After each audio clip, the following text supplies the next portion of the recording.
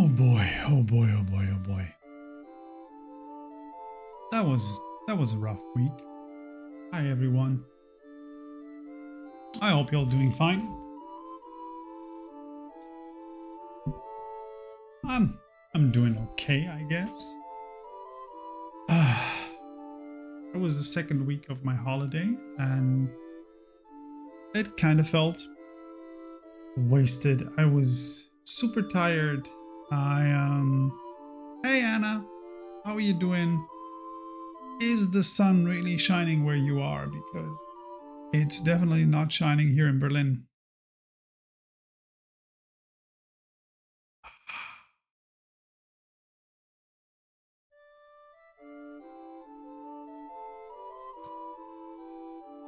The fall weather definitely has hit us here.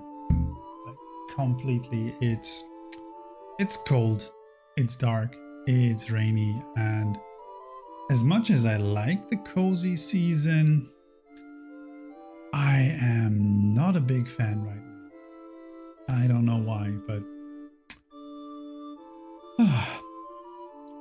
it's difficult. I also learned that Berlin is suspending all the S-Bahn lines from and towards their airport starting basically today, and which is that's the route that we're traveling to visit some friends tomorrow. So we gotta have to take some detours or take the bike depending on the weather. And second and worst, I would say, I'm traveling to Vienna on Wednesday and I have to take a super early flight, which absolutely sucked already. But due to the fact that I can't take the train, I have to start even earlier, which means I have to get out of the house at 6 a.m. or something in order to catch that 7:45 flight. Apparently, they're doing it because the tracks need to be renovated, right? So it's a matter of updating, renovating, digitalizing. I didn't read the whole article, but basically it's a whole bunch of lines. It's the S45, 46, 47, and so on and so forth. Basically everything that runs to the airport. So the only way currently to get to the airport in a city like Berlin, which is already insane if you ask me, is the regional trains, right? So you have to get to a station and take a regional train from there. Turns out it's not so bad. It's like a 45-minute ride. But still, if your plane is leaving at 7:45 and you want to have some time at the airport to get your shit in place, then you'll probably have to leave at 6 a.m. in the morning. So I don't know, probably set the alarm to 5, do a quick cold shower or something like that, and then just run out. I mean, I think in the summer it's not, well, they probably wouldn't want to do it in the summertime when it's holiday season, right? Because that would suck as well. Because everybody wants to travel in summertime, so they decided to do it now. But if you're doing it in September or October, then well, people just can't take the bike to, you know, circumvent the fact that the train is not running. Anyway, it is what it is. It's just gonna suck. And it's also gonna suck because the friends we're visiting, they just had a baby, so it's easier for them if we visit them naturally, right? And we're the ones who don't have a car, so it's bike and train for us. What can we do?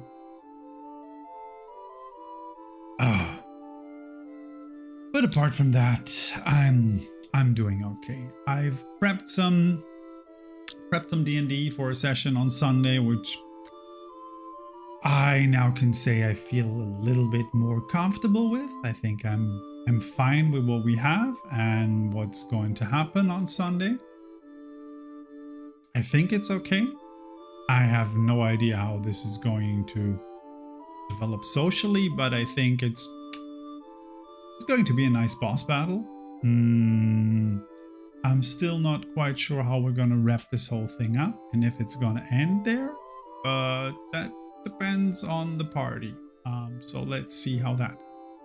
And I've bought the 2022 Player's Handbook for Dungeons and Dragons in the digital version, which is already available if you have a Hero or Master subscription. And I've had a chance on looking into the new rules for character creation. What have I planned for the session? Well, the group has killed an undead dragon 2 sessions ago and obtained 2 very, very powerful magical artifacts that they actually wanted to destroy. They were obtaining these magical items for another dragon that is actually the ex-partner of the undead dragon they've killed. And she told them where to find these artifacts, supposedly to destroy them. And so now they're taking these 2 artifacts to that dragon in the hopes that she will uphold her part of the bargain and actually help them destroy these items. And let's see how that goes. I mean, she's a dragon. She kind of killed her ex-boyfriend, although she thought he was already dead. So we'll see how that goes. Will they betray the dragon? Will the dragon betray them? Is it going to be a big boss battle? Will they be able to actually destroy these artifacts and save the world? I guess we're gonna find out.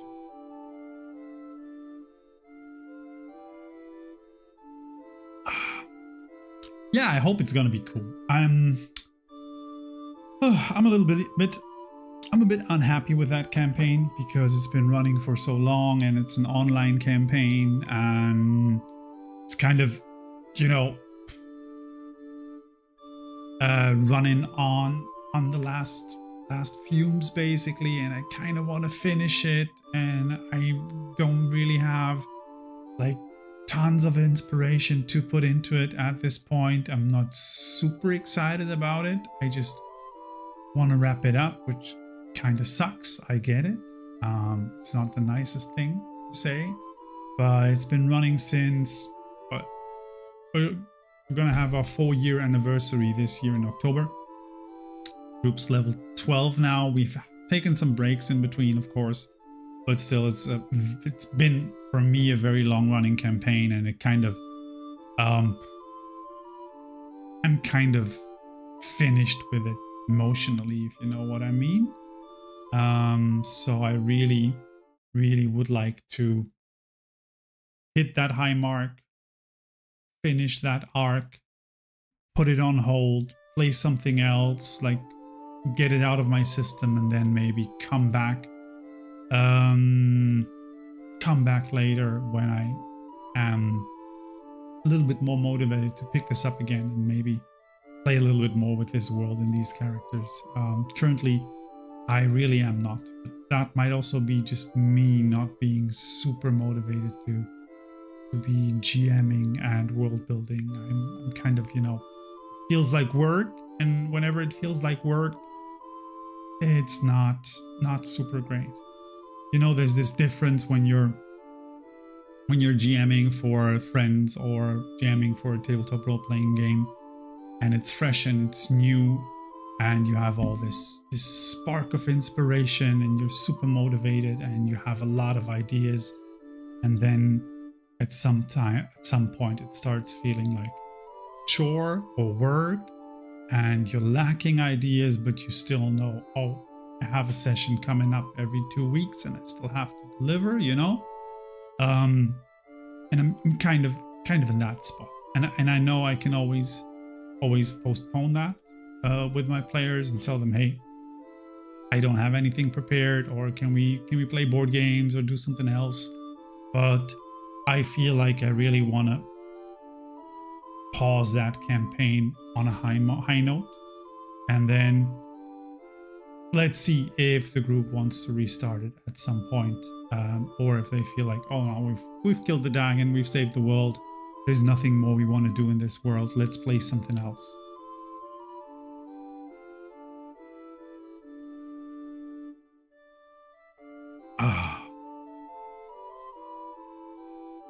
But that's super exciting, and I'm super excited about it. I will actually be able to be playing D&D as a player. A friend of mine offered to DM. He wanted to DM for a very long time. And he's thinking about running the Salt Marsh adventure or campaign book. I think it's more of a set of adventures than a campaign book, but anyway. And he really, really wants to GM. He tried GMing the Waterdeep heist adventure. What's it called? Dragon Heist. And fell off it. I think it was super hard for him, and he was super sad that he didn't manage to do something with that. And yeah, now he's gonna try and DM Saltmarsh. We have a different group together now. It's the group that I'm played Icespire Peak with, so they're all like fresh players, super motivated. I haven't made my character yet, but I've bought the 2024 Player's Handbook on D&D Beyond, because it's available for pre-order and you get early access if you have a subscription tier on D&D Beyond, which is, it's kind of a scam, but I already have the subscription tiers and I'm sharing all my books with my players, so I might as well buy it and get early access to the new rules, right? And I looked at the new rules, and so depending on what the other groups going to be playing, we have a wizard who's already fixed because she always plays a wizard. That's fine. My wife's probably gonna play a cleric if everything works out for her. Is going to be fun. It's not gonna be a druid for once. Exciting. We're probably gonna have another rogue in the group, and then it comes to me and one other player, and we need to make some decisions because we still don't have a fighter. If she's going to play a fighter, then I'm definitely going to be trying to set up a warlock. I wanted to I love the new Archfey warlock in 5e24 because they do a lot of misty stepping, and I don't know why, but I'm such a sucker for misty step. I just love misty step. If I can get my character to teleport, then I'm just happy. I don't know why. It just feels good to me. It feels like I've got options, you know. If I can teleport around the place, zip zap, I'm happy. So looking at the new Archfey warlock, they get the ability to A, have Misty Step always prepared, B, use Misty Step without consuming a spell slot for a couple of times a day until they need to make a long rest, and on level 3 or 5 they receive the ability to use Misty Step as a reaction if they get hit by somebody as an attack. So you can use Misty Step as an attack after you getting attacked as a reaction to just bamf somewhere else. I love that. I absolutely love that. But we're talking about Saltmarsh, and it's all about pirates and sunken treasure and the deep. And one of our characters has this background story about looking for her father, and he was some sort of scholar looking for a sunken city somewhere. And so this is going to probably somehow tie into these adventures. At some point he wants to homebrew a little bit, our new GM.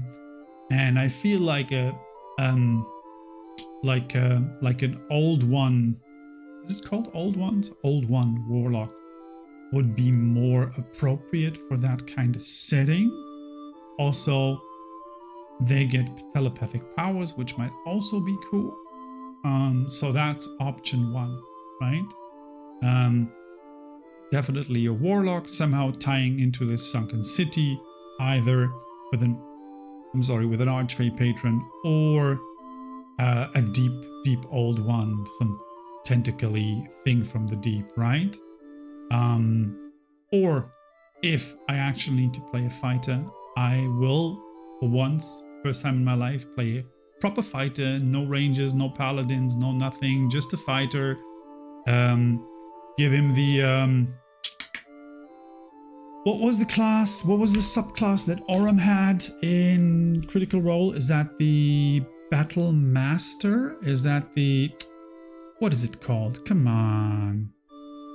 There's the Champion. That's not the one. I think it's just called Battle Master, right? Fighter class. Fighter class. Where is it? Where is your subclass, buddy? Come on. Yeah, action search, yada, yada, yada. Here we go. Yes, Battle Master. So that would be the second option. Just go for a plain Battle Master fighter. I love this idea of superiority dice, of the ability to do stuff in combat. They've improved the fighter a lot. They've given Second Wind a lot of additional options. You can use Second Wind to get to hit better, basically. So instead of using Second Wind to heal, you can use Second Wind when you miss an attack and add the d10 to your attack roll and try to hit it. So they've tried to actually prevent the fighter from just being able to roll a d20. Oh, I don't hit, I miss my round, somebody else's turn, right? So they fixed that to a certain extent with the use of Second Wind. And you can also use Second Wind to basically do a little bit of mobility stuff. You can basically spend Second Wind and then disengage and move up to half of your speed. So you get a little bit of that rogue mobility, not to the same extent, but a little bit. And I think if you combine that with the Battle Master and the superiority die, then you have a character like Liam O'Brien is playing with Aurum right now in Critical Role, and I really like that. It's like a fighter, but one that actually doesn't shine, but plays a very, very nice little support role because he can support the team. He can draw aggro up to a certain extent with like Goading Strike and stuff like that. And I've never done that, right? I've always been like the spellcasty kind of guy or the roguey talky kind of guy. And depending on whether the other player wants to play a sorcerer or a ranger, she has to decide, I'm going to go either warlock or fighter, and see how it works out for me. I think I'm definitely going to tie my background to the cleric. Because the cleric's going to be an old lady, and the cleric's gonna need some protection. She's out on some vision quest, I would say, right? And somebody will have given her either a hired hand or an adventurer or even somebody from her church to protect her on her travels. And I think that I will be that person, or my character will be that person.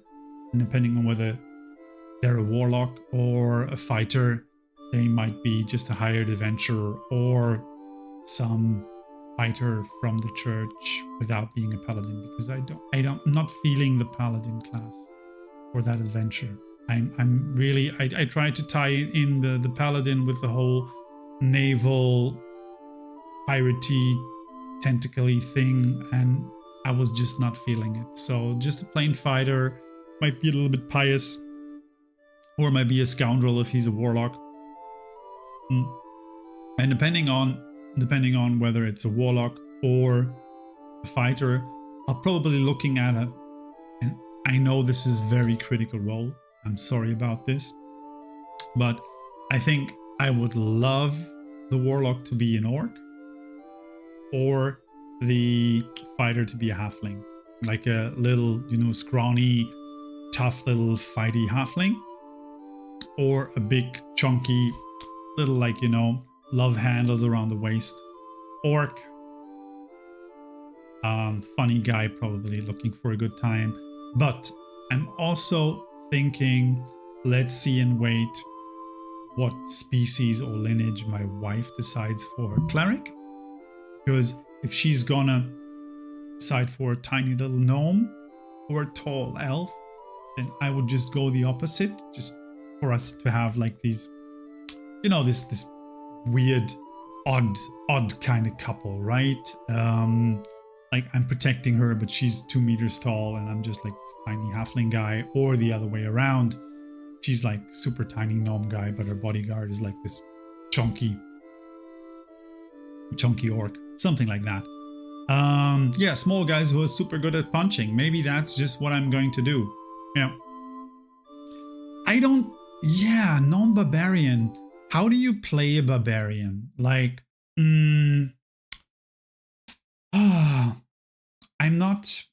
I always struggle with like coming up with a character concept for a gnome or for a barbarian. Like, is he just bad at anger management?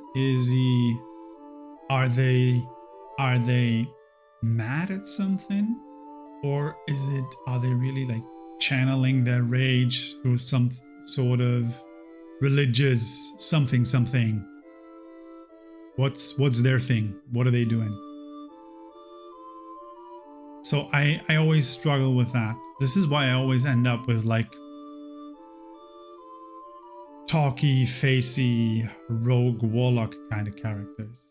Because I can kind of relate with that, right? People just talking to save themselves. But barbarians, I don't get them. I'm not feeling them.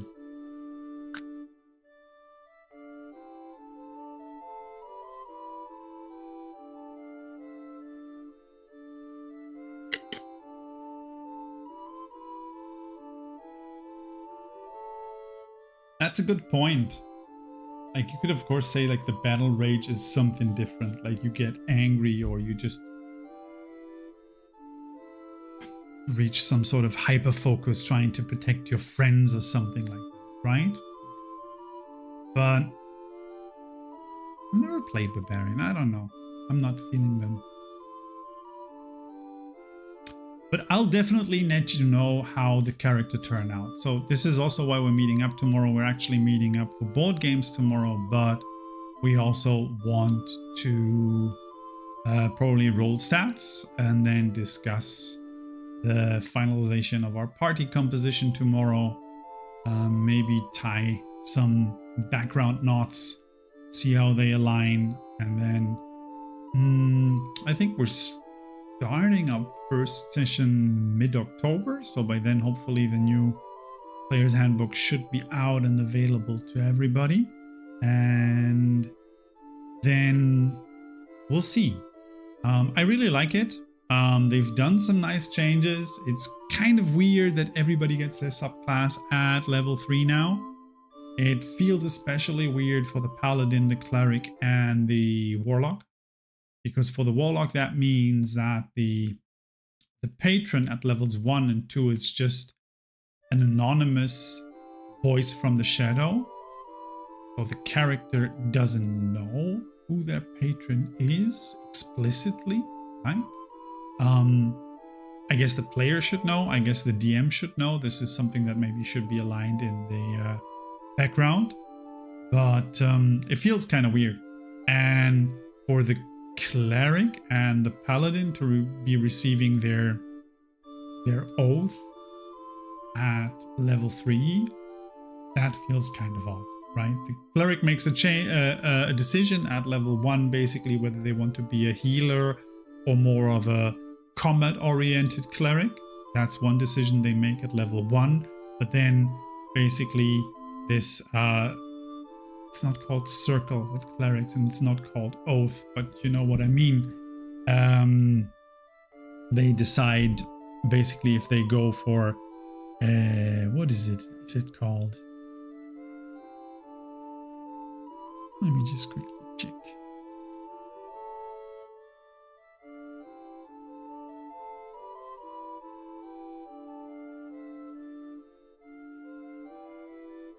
Yeah, domains. It's called domains. Jesus Christ. They get to choose their domains of level 3 then. So if they're life domain, light, trickery, or war, they decide that later on. That's kind of... yeah. It's cool. Mechanically, it's cool. It also makes things much, much easier. You don't have to remember shit like, oh yeah, Warlock gets their subclass at level 2. Yada, yada, yada. This is fine. But narratively, you kind of have to twist. You have to twist into it to make it work, right? So that's kind of weird. But it looks good. I like it. I like how the back roads provide the attribute bonuses now. I like how the backgrounds provide these small little origin feats. So everybody gets a feat at level 1. That's always nice because you can add a little bit more variety and flavor to the character. The backgrounds are, well, like, you know, artisan, charlatan, whatever. They're the same, but the way they work are nice. Kind of bummed that there's only one type of halfling now. They took out the differentiation between Lightfoots and the other kind of halflings. I don't know. Kind of felt weird because they kept the differentiations, of course, for gnomes, dwarves, and elves. But apart from that, I think this is actually an improvement to the 2014 5e rule set. Definitely. I think most of the things in this book have already been done by most groups through homebrew, right? Feats at level 1. The way attribute bonuses work has been introduced in Tasha's already, so that has been there. The rebalancing of the classes feels nice, to be honest. I really hope that the Ranger gets some more love, because I really feel like this is a cool class, a cool fantasy class that can do so much more. I love the new Rogue. It's going to be tons of fun. They nerfed the Paladin, which is absolutely well deserved. Divine Smite being a spell now that consumes spell slots is so reasonable. It will add to people thinking what else to do with their class, except smiting, you know. So all the changes feel very reasonable. I like them a lot, and I'm super excited to actually find out how they play at a table. And then hopefully I'll also get to play some other games in the next future. I am planning to do some Brindlewood Bay. Actually, a friend of ours from the Discord wanted to jam that for us. I have to hit her up and remind her. And then I also want to play the Wild Sea. I finally ordered the hardcover book, and I want to play some post-apocalyptic punk TTRPG. So this is definitely something I will be pitching to some people in the next couple of weeks once the book arrives, because I really want to play that, and I hope that I'm going to find a group to play that with me. But should we also play some Final Fantasy? We've been talking for a while now. And I think we can also play some Final Fantasy 9 while talking, right? Yeah. I think, was it that guy? Oh, I haven't turned my controller on, or it turned off while I was talking. Was it the guy from Shut Up and Sit Down, Quinns? who did a review of the Wild Sea that was absolutely exciting and got me so stoked. I think it was.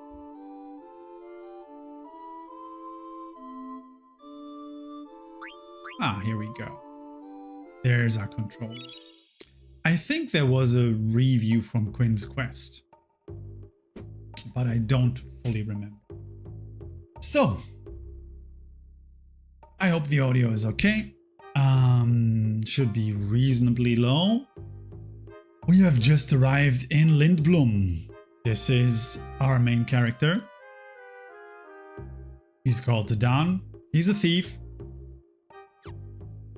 We kind of kidnapped princes that actually wanted to be kidnapped. So it was kind of a win-win situation. She wanted to be kidnapped. We wanted to kidnap her. Turns out she wanted to leave her mother's castle because her mom was acting weird.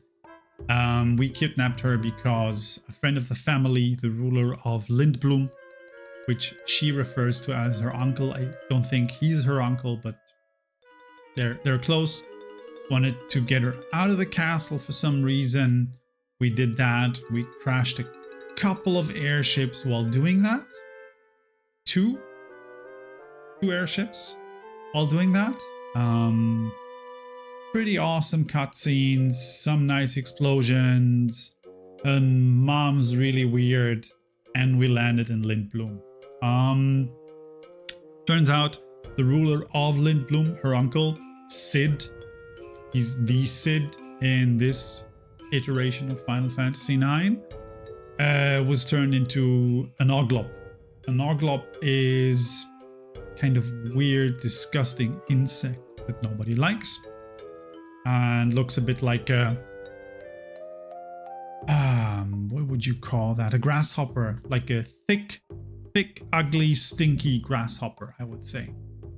And he was turned into an oglop by robbers, he claims, who not only turned him into an oglop, they also stole his newest airship and kidnapped his wife. And I think we're going to learn a little bit more about that later on during the course of the game, but for now, this is what we know. We've shortly talked to him, and then the party disbanded, and we turned up in this bedroom where Zidane was all by himself. He was able to talk to this little Moogle here, which allowed us to save. Let's move on. There's a letter for Zidane from Ruby. Angel coming back to Alexandria? I'm so lonely. Just kidding. I'm opening a little theater in an alley here. A bartender pal of mine is quitting the saloon and getting into showbiz. He asked me to help. Your friend is starting a mini theater. Sounds like fun, Kupo. Alright, man. It's fine. So, I think there's nothing else we can do here. We've read it. Perfect. So, we're stepping out into the city of Lindblum for the first time.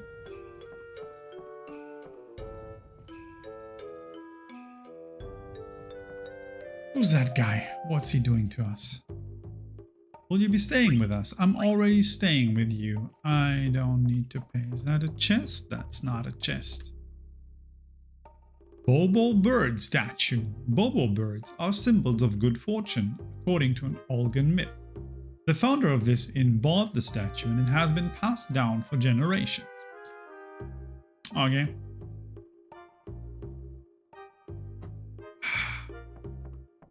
I think we're gonna be doing a lot of talking. Oh, active time event. Small town night in a big city.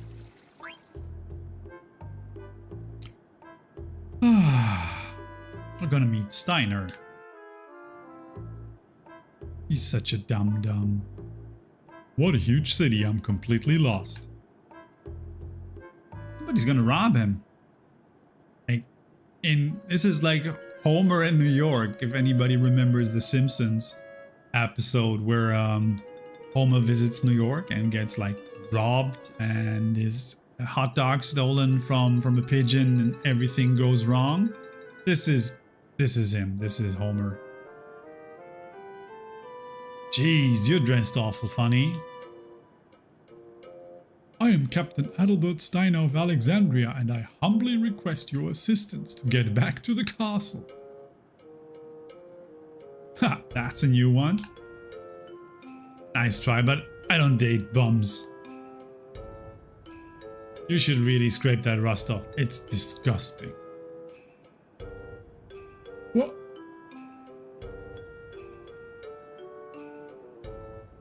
Oh no, I remember.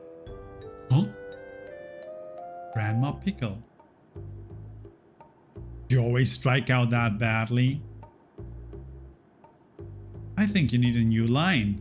A little shine wouldn't hurt either.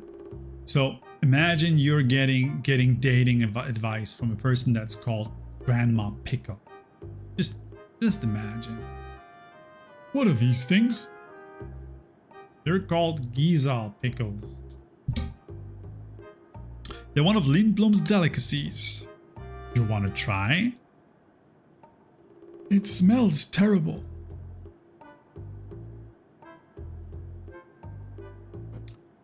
The worse they smell, the better they taste. Oh, I guess I'll try one.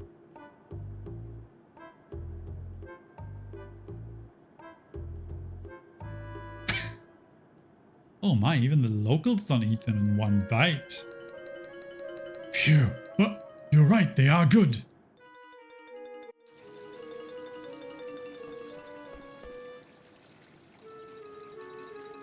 Grandma Pickle sounds like someone who would give great dating advice. That's true. That's absolutely true. I am super looking forward to my wife actually playing like this old granny cleric in our new D&D campaign. I think this is gonna be absolutely hilarious. I still don't know which way she's going to go with that character, but it's going to be beautiful. It's going to be very cringy. It's going to be very cringy and very obscene, and I'm gonna love it. Every second of it. Papa's airship fighter is so cool. When I grow up, I'm gonna fly with Papa. Okay, so what you can also do is play cards with these people. Because this is a Final Fantasy game, right? Of course it's gonna have a stupid card game.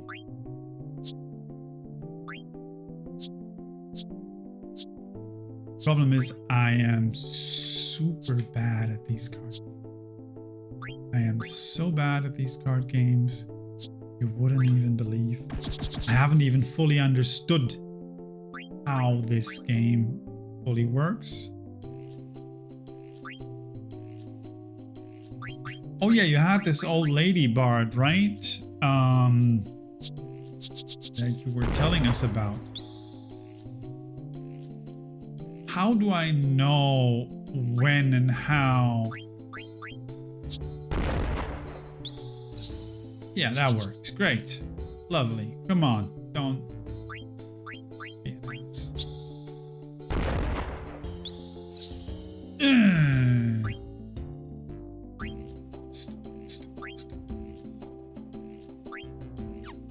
Just gonna keep this one. And move this here. Yeah, great. She turned every single one of them. Great. Damn. I hate this game so much. I hate this. I am so bad at this game. I would have to... Oh, look, there's another active time event. Vivi's shopping.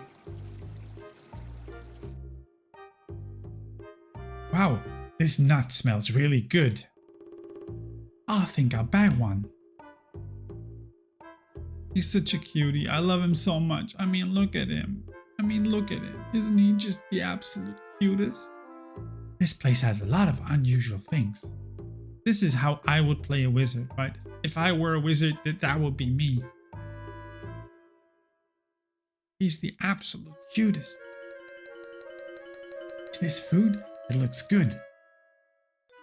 It looks like the sesame buns that Grandpa used to make. Oh man. Alice's Item Shop. Festival of the Hunt sale ends today. Wow, there's gonna be a festival. Hi, I want to buy this. Oh, are you friends with the Muggles? Huh? That item is called a couponut. Couponuts are Muggles' favorite food. Oh, I didn't know that. I think that's the last one. Go ahead, honey. It's on me. Really? Thank you. What is this Festival of the Hunt like? Well, we let a bunch of animals loose and... Oh, there's gonna be a lot of animals.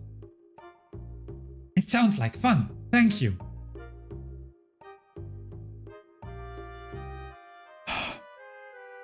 What's so fun about fighting savage beasts? Wait a minute, did I say animals again? Yeah, this is gonna be exciting. Where are we? Is that the train station? Old Margaret. Transportation sure has come a long way. When I was young, we used to ride chocobos. They were much slower than these air cabs. It used to take at least an hour to get to the theater district. Okay, lady. Good day. Okay. Do I want to go somewhere? Okay, so there's the theater district, there's the industrial district, and there's Lindblum Castle. What's that? Provisional air cab schedule. For the next 3 days, air cabs will operate on the Festival of the Hunt schedule. What does that mean?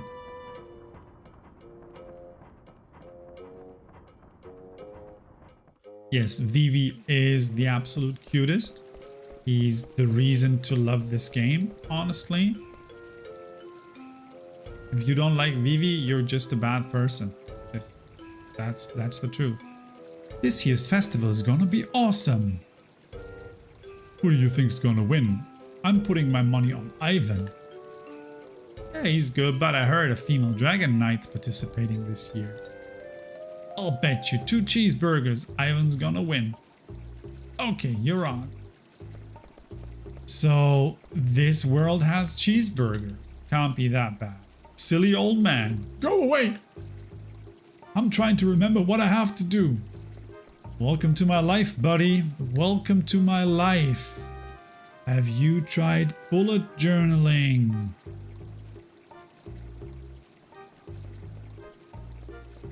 Oh, man. So, is there anything in the back here? Can I just... Is there a transition? Ah, look, this is the place where the... Grandma Pickle. They're not selling at all.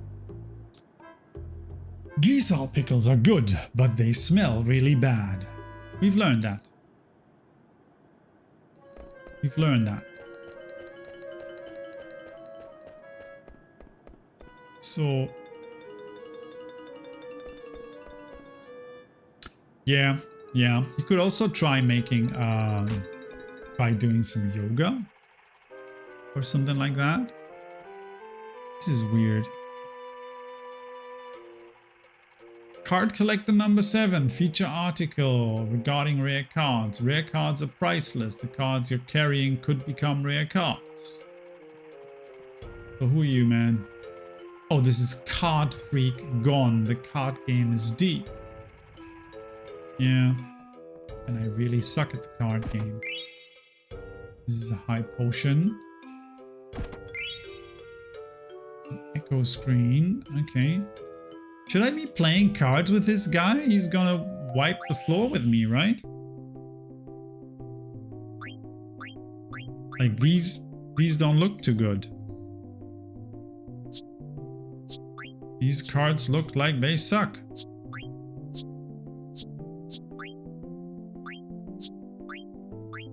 Damn.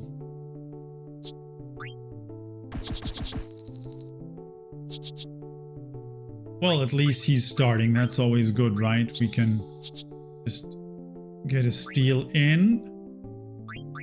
And then let's see. I mean, what's easiest is just doing it like that, right? So we don't allow him to do any combos. Nice. See? I know how to play this game. I won. I am a super powerful power gamer. This looks like a nice cart. No, no rematch, man.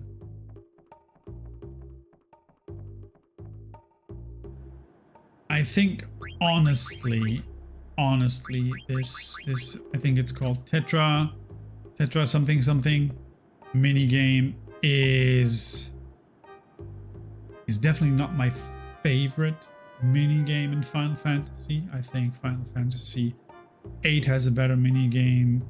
10 definitely with a they have this underwater kind of soccer, handball, polo kind of thing, which is super great, a lot of fun.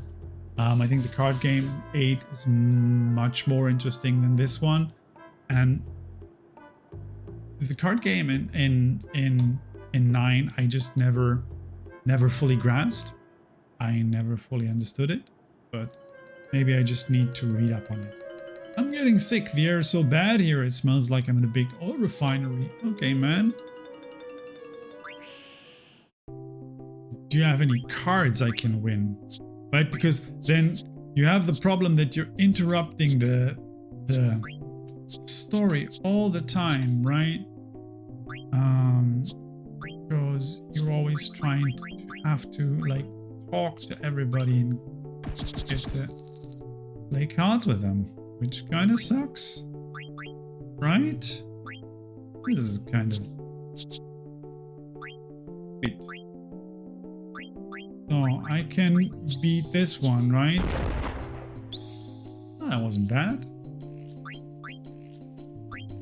So and then I can move this buddy here, right? Oh, he's gonna kick my ass? Ah, see, that was dumb. That was dumb because I played this card in a way that actually turned it around, see? Turned it around. Yeah. Kind of getting the hang of it, right? So, oh, who's that? Can I talk to her? Female Red Mage. I just came here to watch the festival, but I guess they'll expect some souvenirs. What a bummer. I hate buying gifts. I was thinking of buying some oglop oil, but it's so disgusting. What does oglop oil do? Does anybody know? Where are we going here? Ah, look, there's... This is transitioning to somewhere. Hi, lady. Did you hear? A theater ship blew up and crashed in Alexandria. Gee, who would do something like that? Who would go crashing airships all the time? Been a lot of commotion in Alexandria lately. It's just terrible. I trained like crazy for this year's festival. I'm gonna win for sure. Maybe we should sign up for this festival, right? That would be kind of cool. Who's that person? Ah, that's a different grandma. That's Grandma Potpourri. Would you like to buy a flower pot? You can use it as cookware too. I'm carrying a lot of nice pots right now.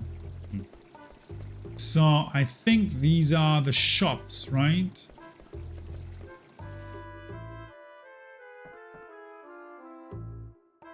Oh, let's go to another store in a minute.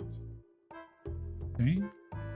So Rio's kind of busy.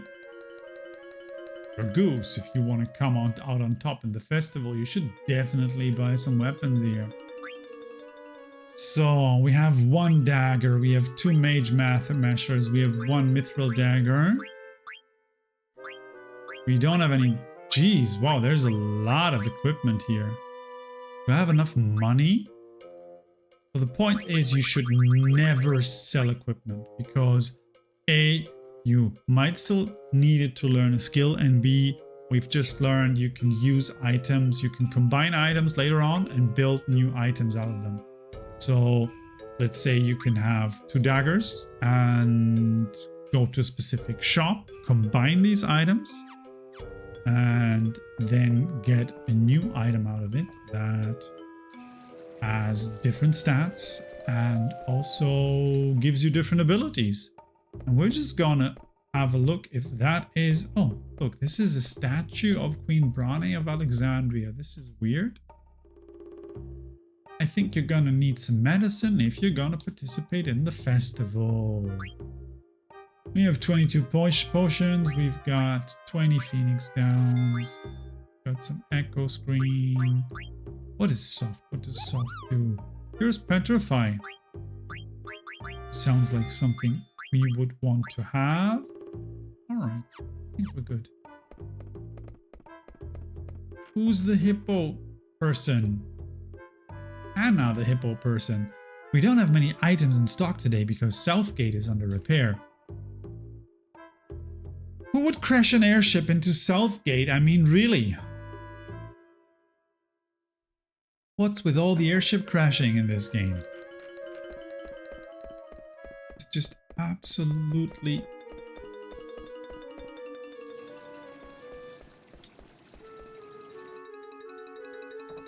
So, let's see. I'm just gonna buy another dagger. We have 2 mage mashers. I'm gonna buy a mithril dagger as well. I'm gonna buy another iron sword. I'm gonna buy a javelin. We have a rod. Maybe just buy another one. Buy a fork. Leather wrists we have. Glass armlets we don't have. Bronze gloves. Silver gloves. Headgears. Ooh, look at that. Iron helm, leather plate, linen cuirass. I think we're good. So let's see if we can find that shop that allows us to combine items. This is just Pepe's milk shop. He's offering farm fresh milk delivered from Lindblum Plateau. Excellent in stews. I can imagine. Sounds like. Also weird that I can't use every door here. Taurus, the fire's too strong. How many times do I have to tell you? A few degrees can make the difference between a good weapon and a bad one. Use a lower flame. Stop nagging, we got a custom. When is he gonna get it through his head? I think this is the... Yeah, this is the shop that... How's it going? You want me to make you something for the festival? Ah, see. Now here's where the cool stuff happens. We can combine a butterfly sword. We can combine a dagger and a mage measure and create a butterfly sword, which adds silent. We can also create an ogre if we combine 2 mage measure, which adds the darkness skill. Then we can create a cotton rope out of a wrist and a steepled hat. We can create desert boots. Brass buckle. We're missing a leather wrist here for some reason. Oh, this is gonna be so much fun. Let me just... Oh boy. This is... Yeah. Give me a second. We need to do some additional shopping. Oh, can I sell some stuff? Probably not. I need all this stuff. Yeah, cool. Let's just quickly see if we can buy a leather wrist as well. And another dagger. Or was it another mage measure? Anyway. was dumb.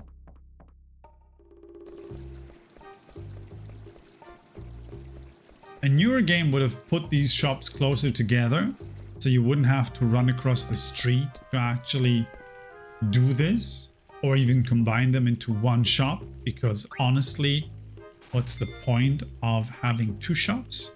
That basically one sells the weapon and the other shop allows you to then combine the weapons into new ones. It's kind of pointless, but again, it's an older game. So we need the ogre. Then we're out of money. No. Desert boots. This is all we can do now. We can't buy the yellow scarf. We can't get the glass buckle. We have to come back. This is terrible. Do you really think that this cute little teenage boy who's like, how old is he? I don't even remember. I found the information somewhere. But he's like a teenage boy. I mean, he's gonna have a metabolism that's going to be crazy, right? He's gonna have a metabolism that puts mine and yours to shame, absolutely. So I'm not sure this kid needs to get his steps in. Now me, 45 years old, oh, most definitely, absolutely.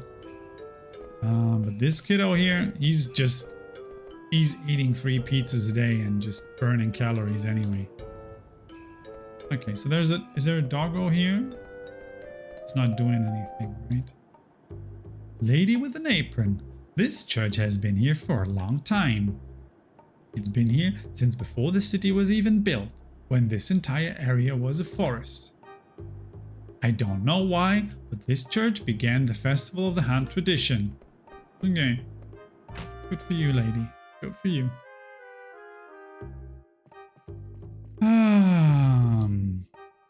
Old man with a cane. I can't wait for the festival to start. It's gonna be exciting. Not so sure about this, but anyway. The people of Lindblum were hunters. The tradition of the festival began around that time.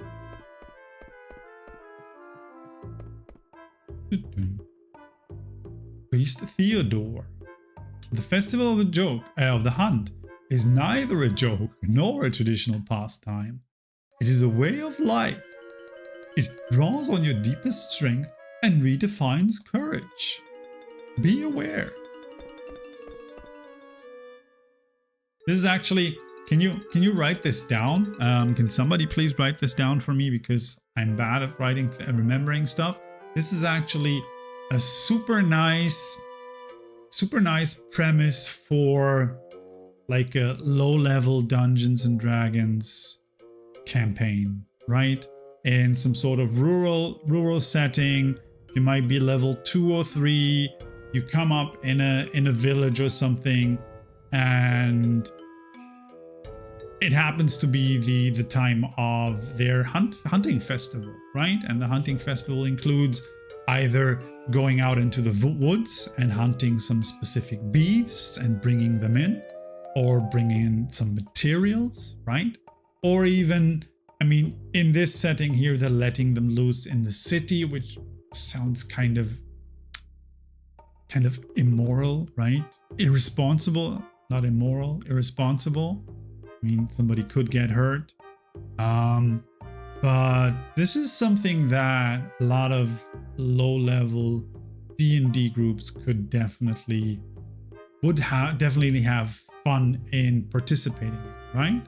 Then, of course, there's the award afterwards. There's gonna be some item rewards afterwards, so that's also kind of nice.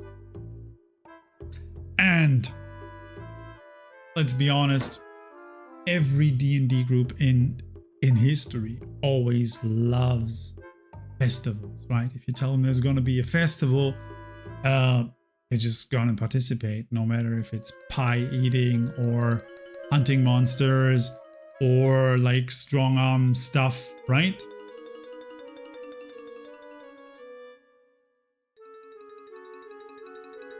Oh, you really wrote that down. Oh, that's so nice of you. I appreciate that a lot. I really do. Thank you very much. That's so nice. The founder of Lindblum, Cid I, was the winner of the first festival. Cid I built this church to pass on the tradition of the festival. Alright. Cool guy. Wake up, Grandma. He sleeps everywhere. And let's play around the cards, kiddo. Come on. Come on, just a quick round of cards. What's up? Good one.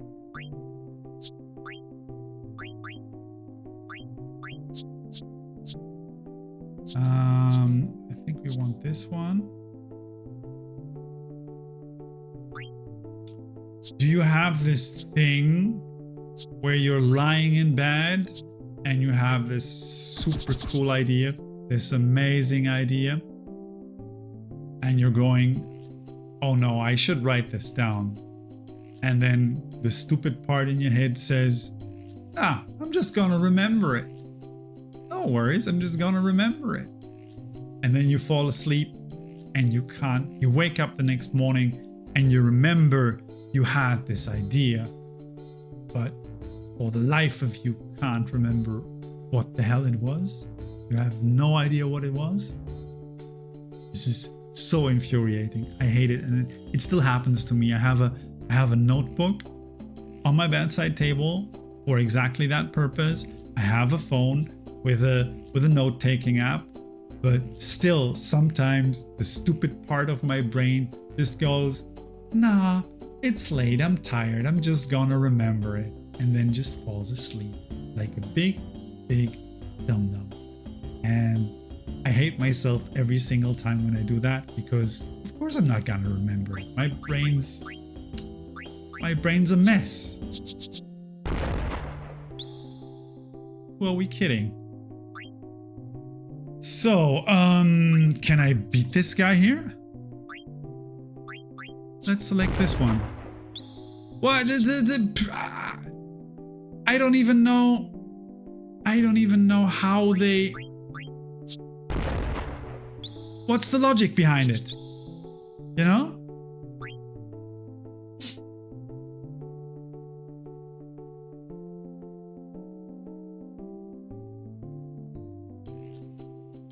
Voice messages is actually a good idea. Do you just send... That was absolutely horrendous. I am so losing this stupid game. How is this even possible? Stupid Tetra Master kiddo. So do you send voice messages to yourself? How do you send voice messages to yourself? Can you elaborate?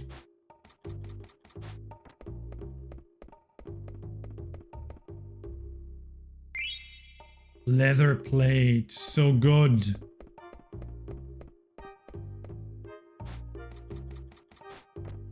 You really just have to get like this intuition for where this game could stash invisible loot, right? Because you can't see it on the map. You just really need to kind of, there's... I should walk into that corner. There could be something there.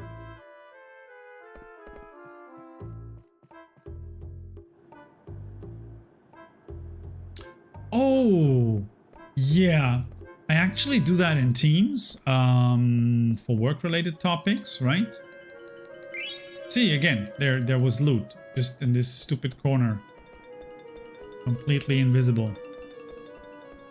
Yeah, I do that on teams for work-related stuff. I just send myself messages, right? I absolutely do that, and that works great. But yeah, I haven't done it on my phone. I usually just open up Keep or Obsidian on my phone and then just write a quick text.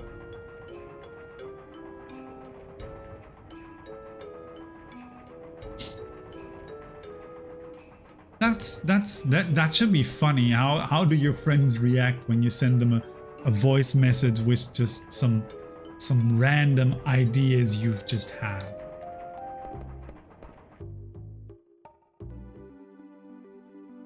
shit, no, I didn't want to leave Lindblum. Didn't want to leave Lindblum. That's not what I wanted. Go back here. We're not finished with this city.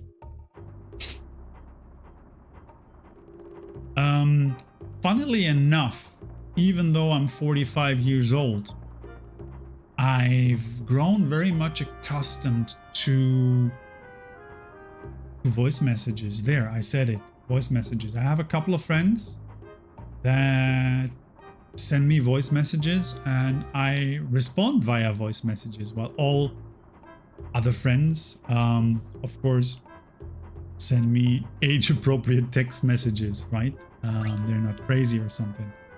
And I would never send a voice message to these kind of friends, right? So I'm very, very much able to differentiate. But some friends use voice messages and I kind of see the appeal. It's super nice. You can just listen to them like whenever, right? It kind of, I feel like voice messages reduce the urgency, right? Air cabs are convenient, but I wish they looked more stylish. I agree. That's a big problem with air cabs. It looks so mundane, just like everything else in this town. So, the good thing with voice messages is that you can cram much more content into one message, right? If I had to type that all out, that would be like a big wall of text. And I feel like voice messages kind of reduce the urgency of the message, right? If I receive a text message, that might be urgent. If I receive a voice message, I always assume that can't be urgent because the people sending it to me must assume that I'm in a situation where I can't listen to it right now. I can't always listen to voice messages, right? So voice messages is something that I will only listen to when I have the time and I'm comfortable and I'm not in public. I will just sit down and say, oh, I'll listen to that voice message.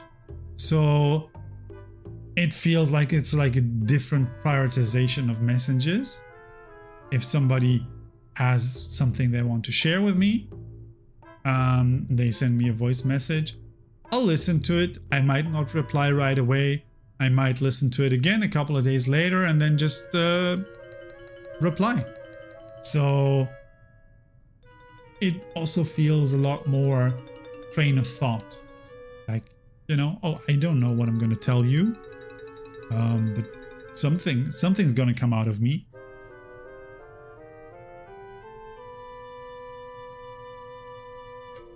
Yeah, that's interesting. That's good. I also feel like a lot of the people who share voice messages with me usually, yeah, I think they're it's more, I think the message is more for them to process stuff than to actually inform me about something. Could that be? I'm lost again. Where is the princess? Ah, Steiner, you big dummy. The town is big. The castle is big. Why does everything have to be so big?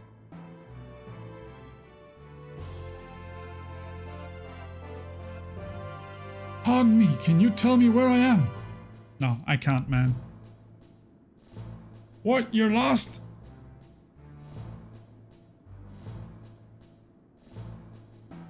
Gee, you're a soldier for crying out loud.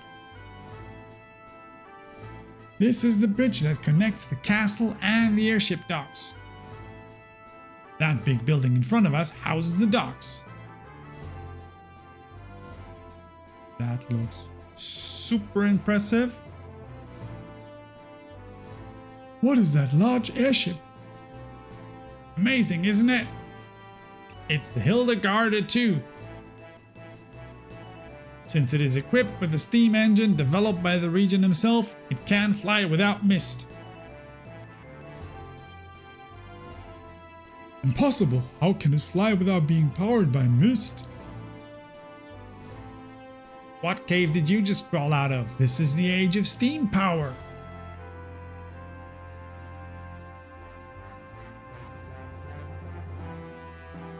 The source of steam power is water. It's much safer than mist. Heh, a bright future awaits us all. So, currently, we don't fully know what mist is. We know that it exists. We know that most of the airships, or all of the airships that we've encountered until now, are powered by mist. There's a reference to the continent of mist. So I think at least the continent we're on right now is covered by mist. And that also means that it sort of... it breeds monsters, I think. So somehow the existence of monsters is related to the existence of mist on this continent. So I think mist somehow allows us to do awesome stuff like power airships, or maybe even cast magic, I don't know. But it also is closely related to monsters.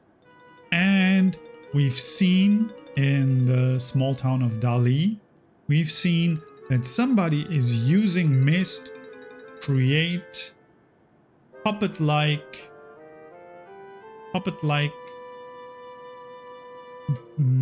dark mages, black mages that look kind of like Vivi but don't seem to be sentient. And that's also related to mist. But we haven't found out yet what the hell mist is and where it comes from. But we found 127 gil, which is great because we're gonna need all the money we can get. I like to come here and feed the pigeons. That's nice, man. That's cool, buddy. I'm just a big fan, that's all, but my husband gets so jealous. Thump, thump, thump. Okay, what are you thumping, lady? My wife is a crazy Lowell fan. I tell you, she acts like a child when she talks about him. Okay. The card game is really popular right now, especially in the theater district. Almost everyone here plays. This is amazing. I guess we're gonna have to get some time in and play some stupid card games.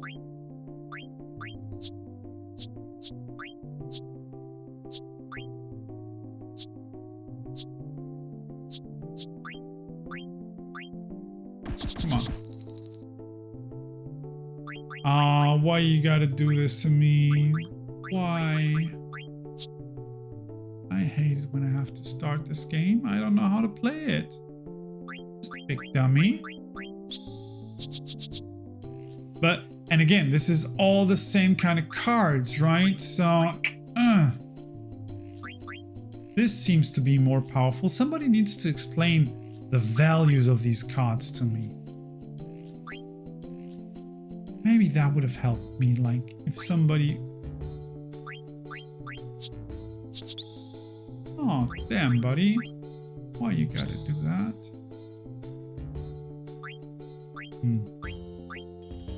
Much I can do, right? Okay. That kind of sucked. So this is the theater district, right? But there's nothing... Okay, there's nowhere to go here. That looked like an alley, but it's not. Just gonna go down here.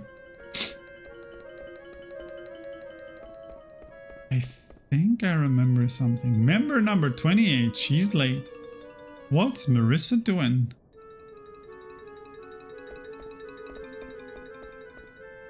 Where's this?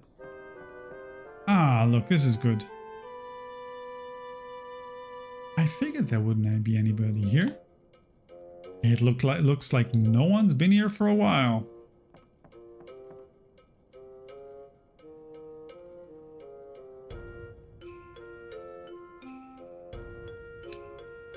What to do, what to do. Jeez, it's that late already. I wonder what Dagger's doing.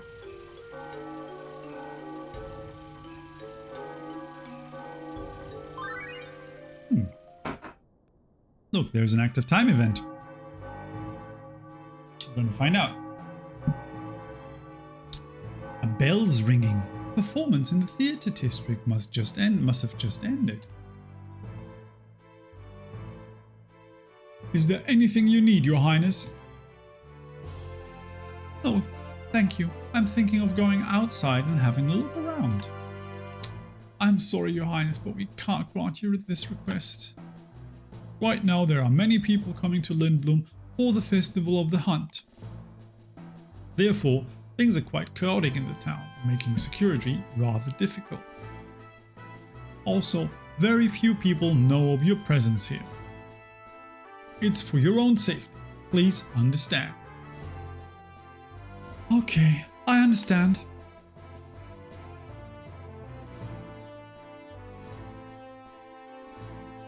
I can't stand sitting around like this. I didn't come here to be protected. I just want to help Mother.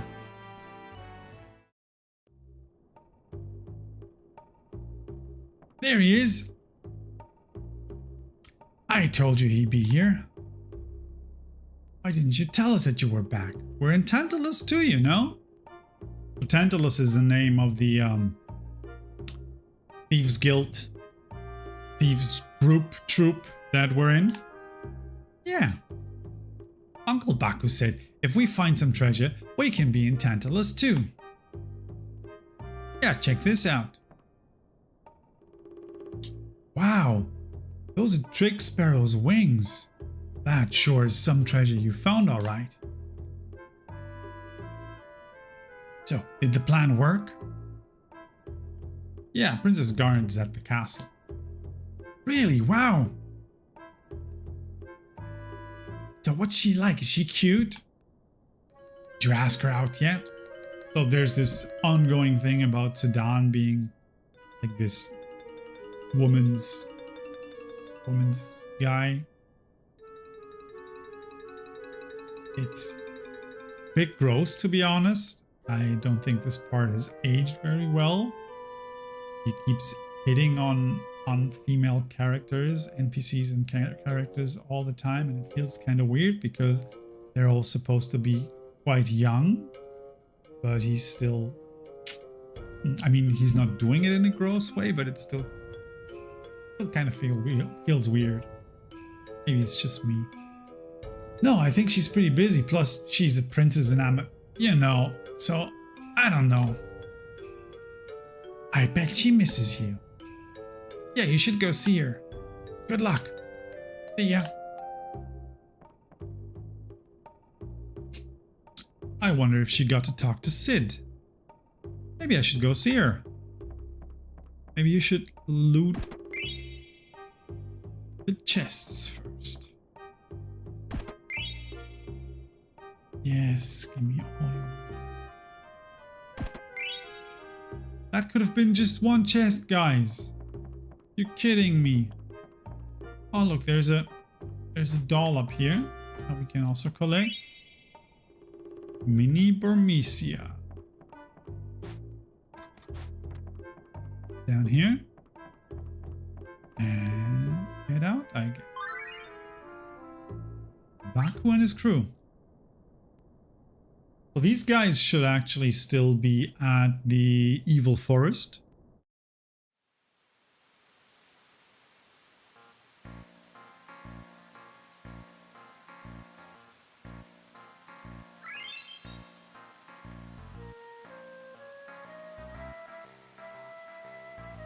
I can't believe we found a way out of Evil Forest before it got petrified. It's all thanks to our bro who pointed out the river before he took the map to Zidane. Okay. What do we do now, boss? We gotta save our brother. You're right.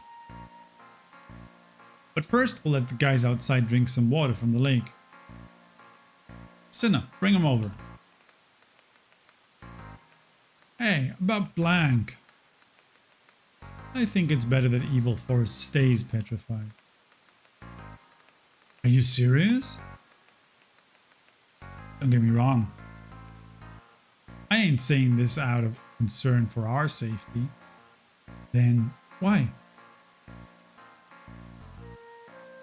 I'm sure you wouldn't want to be saved if it meant Evil Forest was going to be restored too. You're right. We gotta start looking. There's gotta be another way to cure his petrification somehow. We ain't too late. I mean, there's a chest right there. You could just grab that chest, you know? We gotta do what we can. I gotcha, boss.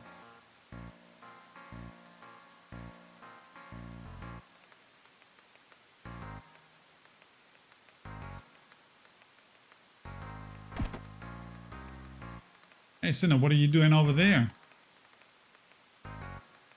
This spring water might make good coffee. I'll get the fixins. Do I gotta remind you what happens to members who don't listen to their boss? No, please, not that. I'll bring everyone over right now. Okay, that was interesting. So that was the remaining members of our Thieves Guild. Except for Blank, who was petrified when the whole Evil Forest was petrified, when we were fleeing the Evil Forest. And now they're looking for a way to cure his petrification. Also, there's member number 29. We were supposed to meet here. Where is she? What are they talking about? Weget Memorial Theater, downstairs. Oh, there's a situation ship down here. Fan club chairman, stop pushing. Hey, who are you? Who am I? I'm Sir Zidane of Tantalos, the greatest bandit in the world. Have you ever heard of him? No. Go away, stop bothering us. Okay, that was just hurtful. Where's Lowell? How much longer do we have to wait?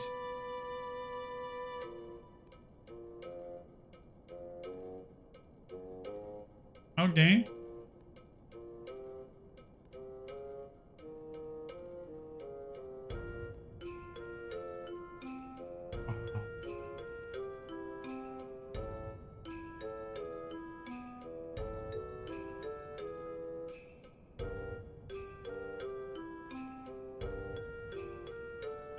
Thank you for coming to see Moogle Wannabe 2.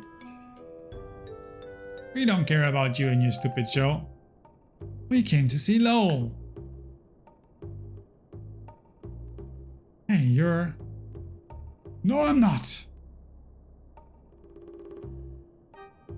And off he pops. Poor guy, it's tough being popular.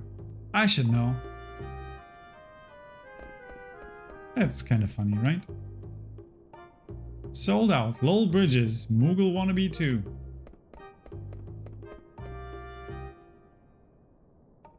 We proudly present Moogle Wannabe 2, performed by Zalwik's Company, the company that gave a stellar rendition to I Wish I Were a Chocobo. Lowell Bridges plays Ubobo. Okay, man. Good for you. So, where'd he go?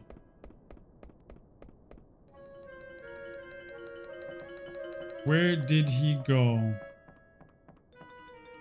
Where did he go?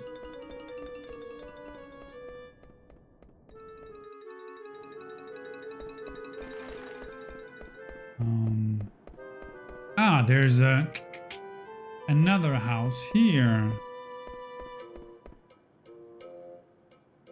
You were at the theater. Oh, please don't tell anyone about this. Please, I'll give you this.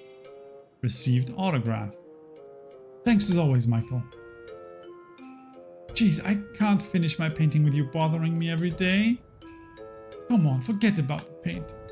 Let's work together. You can express your artistic talent on stage too. Don't ever compare your acting with my art. If you're done with your business, get out of here. Okay. You're not really very nice to each other, are you? I wouldn't get involved with him if I were you.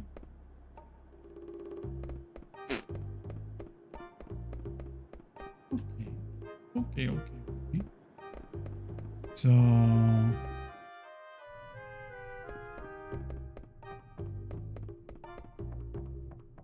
Boom. We've been to the business district, we've been to the theater district, we're now visiting the industrial district.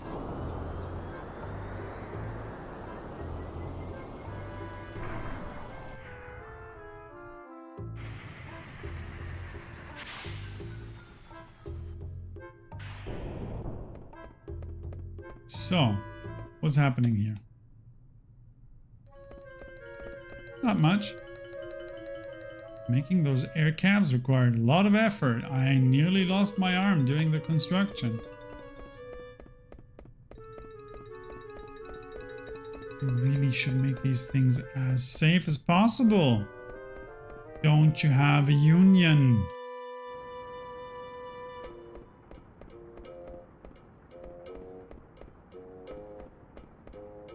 I can't pet the kitty. This is so sad. Can't pet the kitty. The regent built the statue when Cid VIII passed away. Okay, that's kind of cool. What's that? Relocation notice. The store has been moved to the Falga Plaza in the business district. Okay, but that's the place we already found, right? Most engineers are weird. Why is that? Good question. Hey, what do you think? I have no idea. Putting the engine in the front provides more stability but less power. Man, engineers are so weird. You can't find architecture like this anywhere. This regency is so advanced. Sure, man. You say so. Is there anything? No, there's nothing here. There's nothing here. I just need to get up these stairs, right? Oh, give me a second. Wait. Let me just quickly check. Oh, there's nothing here, right? Okay, good.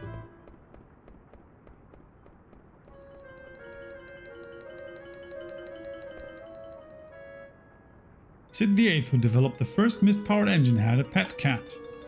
Since then, a lot of engineers went out to get cats. I have mine too. Her name is Gypsy. Okay. What is that? Nothing like an icy cold root beer after a hard day's work. Yeah, I would agree, man. I love myself a root beer. Airship engineer daily report. Hildegard 2 construction postponed. The prototype steam engine on board Hildegard is inoperative.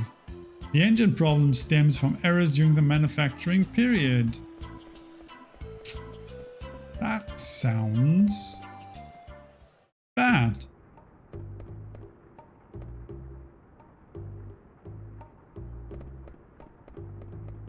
That sounds like a problem, right?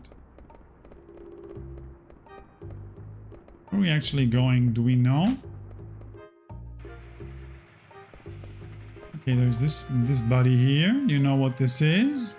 You're not gonna believe it. It's a steam engine. It's still a prototype. The house gets hot as hell while this baby is running. That's the only problem. I'm getting thin from sweating so much. I also don't know what these kind of humanoids are called. They've not been introduced to me. At least I got a new card, so that's good. And a steepled head. So next time I'm just gonna explore and loot and then buy items. So I don't buy them double. I'm gonna build a really big airship so I can go everywhere with all my friends. That's a great idea, buddy. That's... I don't feel like there's anywhere I can go here, right? Kind of weird, though. It's like a... Yeah, it looks like a dead end.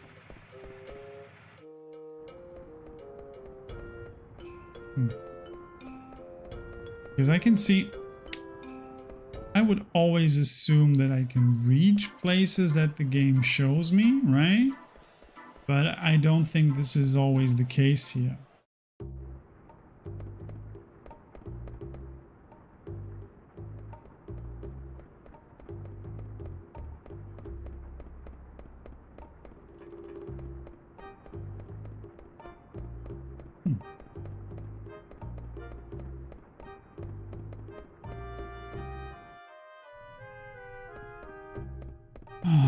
Do we know where we want to go? Let's go to the castle, come on. Castle feels like, oh, we're gonna progress the story, right?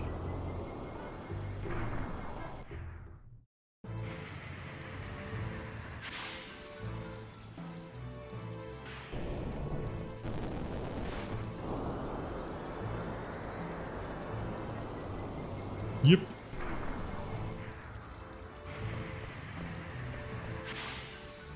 Oh, somebody's coming out of here, right? No? Oh, that's just the... Okay, that's just the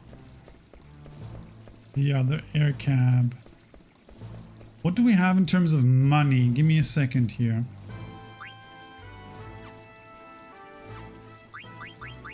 $650, that's not a lot, right? But still, if we quickly go to the business district.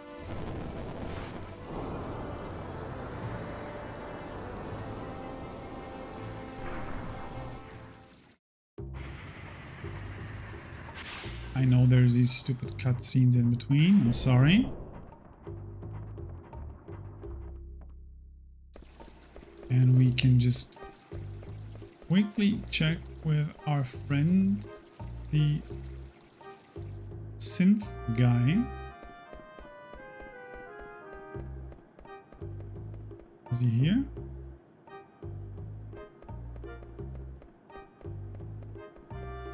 No, that's just the way to the church.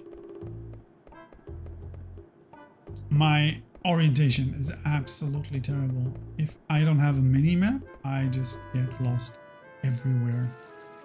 So these older types of games that don't provide a mini-map for orientation, like a bigger map of a city, they're absolute hell for me because I have no way to know where the hell I'm going. Scarf that raises strength, that's not bad. That's something that we want, right? Okay, what else are we missing?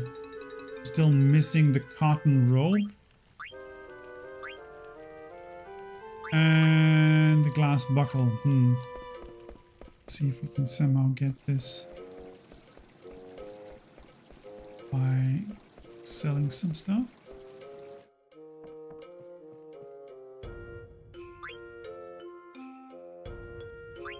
So I shouldn't have bought the...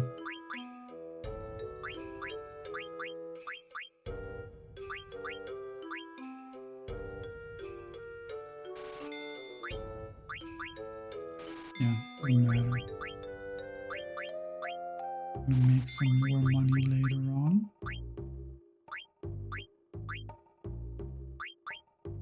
Let's see if that's sufficient. So, because what we want to do is be able to equip all the new items. That wasn't enough yet. Ordinary rope. Buckle protected by mysterious powers. Okay, man. So what else can I sell? I could sell one of the daggers. I won't need them. I could sell one of the leather hats and one of the glass armlets.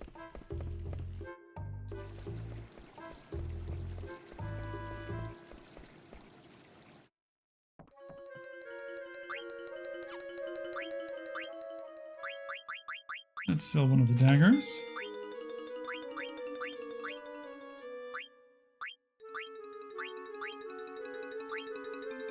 Glass armlets.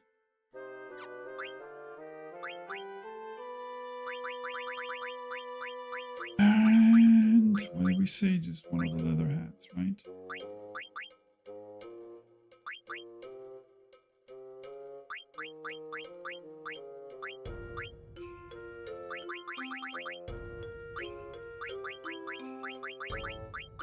Is it boots? Here you go. Ah.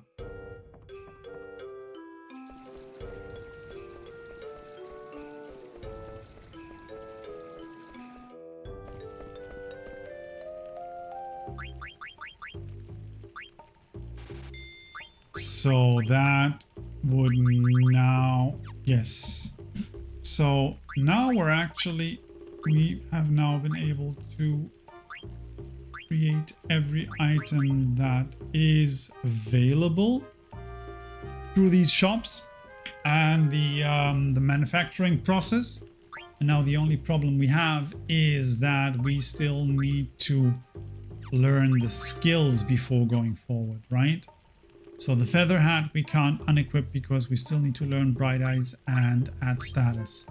Same for the leather wrist with the beast killer. The leather plate we can actually unequip because we can't learn chakra. But there's nothing better here. So this is kind of nice because we have some accessories. We have a glass buckle and a yellow scarf. That's a super nice mechanic, right? So as you can see, there's two types of skills in this game. There's active skills and passive skills. The passive skills are the one with the green gem, and the active skills are the ones with the red gem. So the red gem, the active skills are skills that you can actually utilize in combat. They're specific attacks or spells or some actions you can take in combat specifically. And the passive skills, you can actually, if you go to ability, you can then equip. You have the set amount of, I don't even know what they're called, gems, right? You can see here. And you can decide which of these passive skills your character wants to activate. And they do different stuff. Basically, the bird killer skill allows you to deal lethal damage to flying enemies. The beast killer allows you to deal more damage to beasts. Add status adds the weapon status effect.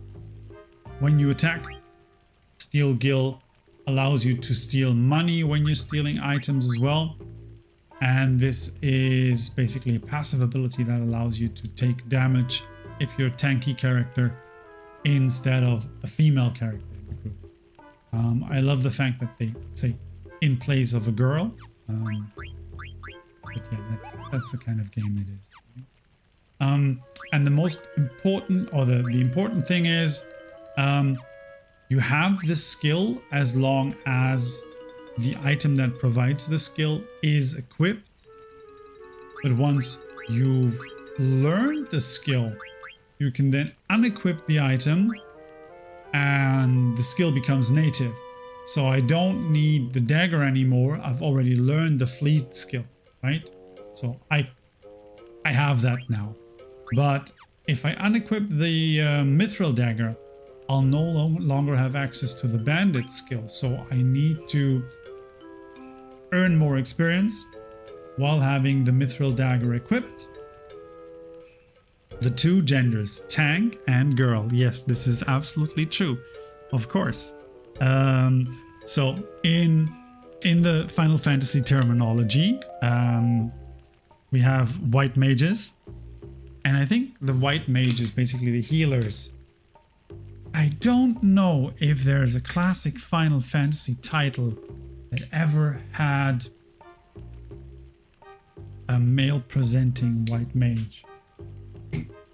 Not 100% sure, but definitely like the classic ones, 7, 8, 9, 10, never.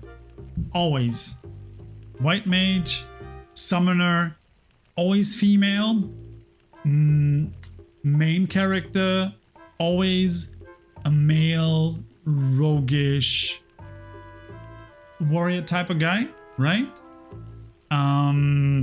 And then we take it from there. But these two almost always set in stone. So yeah, tank and girl. This is the binary gender categories that exist within classic Final Fantasy. Absolutely. But we're gonna meet Quina later, and maybe that's going to loosen things up a little bit. Let's see. But yeah, this is the skill system in Final Fantasy IX. So that also means that we actually need to do some random combats in the open world in order to learn this necessary skills and then be able to unequip some of these items. So it's kind of a pain in the ass. It's a nifty system.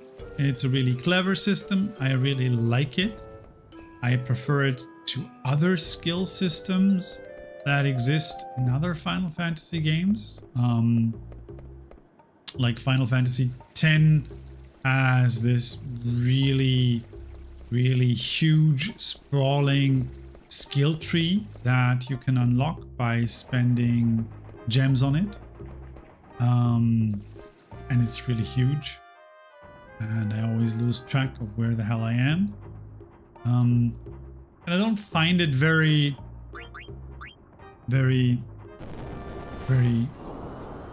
innovative or anything. It's not super interesting, so it doesn't do much for me. I think Final Fantasy VIII does some nice things with their skills and the way skills work, but really 9 with the equipment providing the skills and you having to keep them equipped in order to learn the skills is actually one of my favorites. I like it a lot. So, what's happening in the castle? What's going on here? What are we doing to progress this story? Wow, check this baby out. She's a classic. They use this ship's engine as the basis for all other airships. Nothing compares to this baby.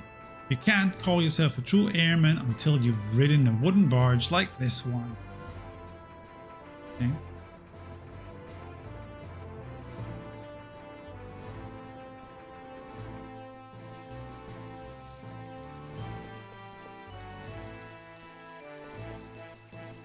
Is this guy limiting me from? Yeah, sorry, only authorized personnel can use the lift.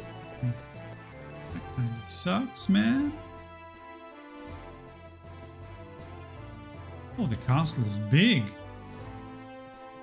Oh no, did you lose your princess again, buddy? What are you doing here? You, what have you done with the princess? Where is she? Oh, take it easy, I just got here. The princess is gone. She was supposed to stay in this room. Maybe she went out for a little walk. How can you be so calm? This is a serious matter. Have you forgotten all the danger she faced just to get here? What if something terrible happens to her?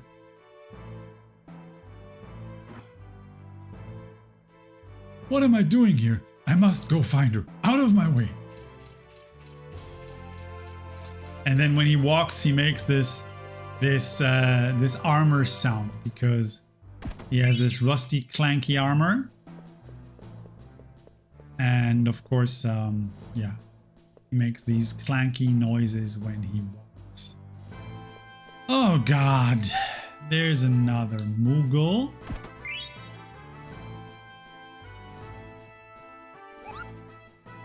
What does the magnet say? What do you want? You have a letter from Kumop Kumoki.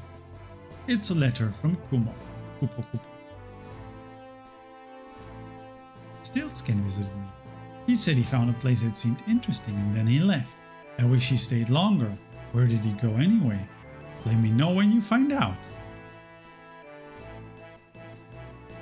Stiltskin. I wonder if he stopped in Lindblum. So Stiltskin, by the way, is super famous Mughal explorer. He's like a Mughal adventurer, basically, that we met once when he was basically going out exploring. And yes, we have this established net of Mughals who send themselves letters and inform themselves of recent things that have been ongoing. It's basically a way of dropping lore into the story.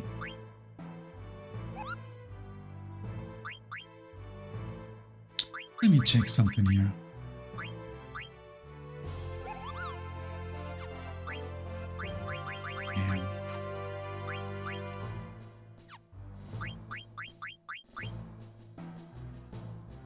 Is there no... So there is a tutorial function in this game.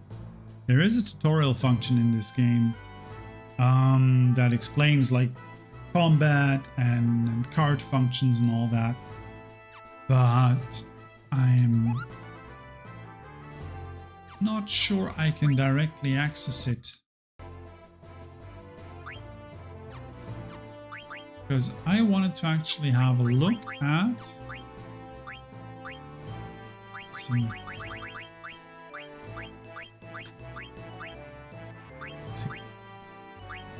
Basic controls tutorial, combo tutorial, title screen, quit game. No, that's not helpful.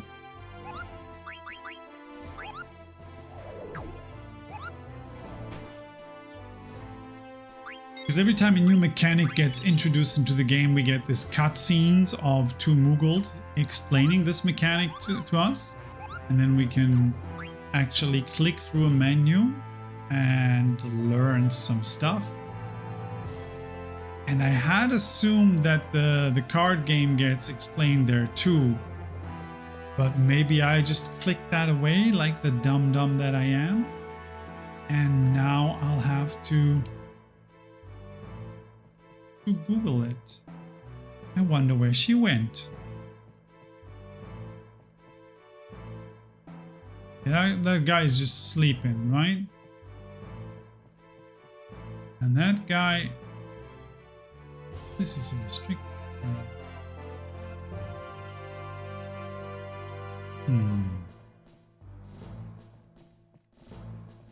So then we're just going back. That song, I've heard it somewhere before. Sweet voice. It's Dagger, she's upstairs. Yeah, but we have to take the lift, right?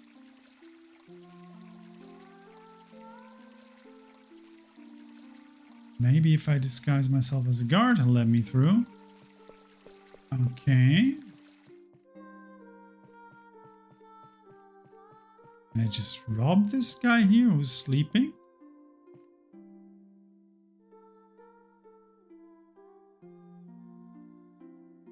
I just saw a suspicious character wandering around. What? Where? Upstairs, follow me.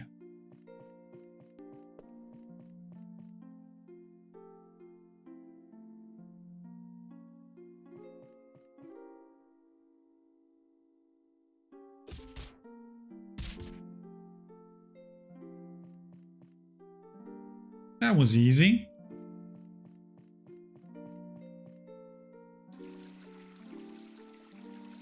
I should be able to get on the lift now. Okay. Lovely. Look at us.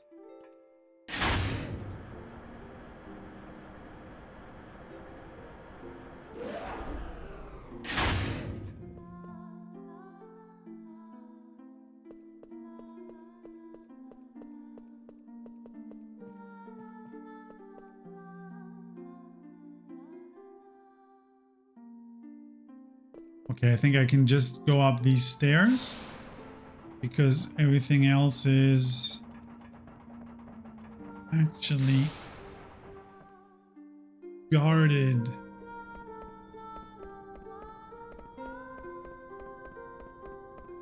Oh, I think we're gonna get a nice scene here.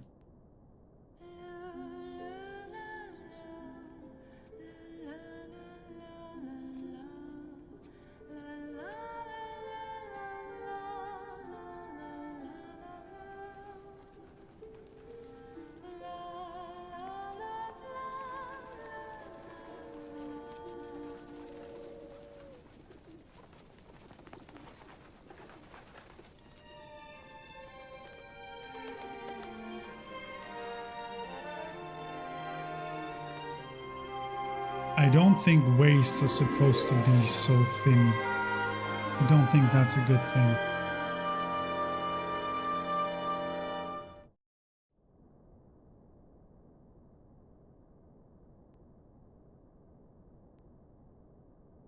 Nice song.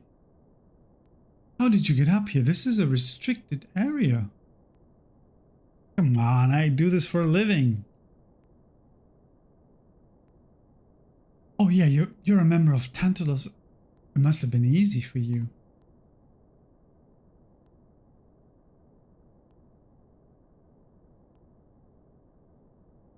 What a view.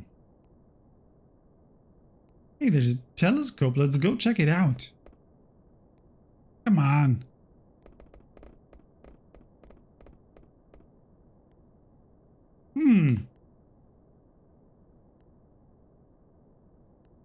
Okay, I can move the telescope. Oh, look, there's a thing here. Sea Bell River. That river flows right by South Gate.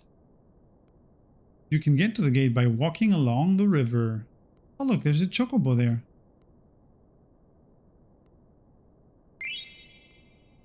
Hey, there's a chocobo. Maybe I can catch a chocobo in that forest. Okay. Alexandria is beyond these mountains. I bet they're looking for us. Is that? That's North... Oh, that's South Gate. Yeah. We broke it. Of course we did.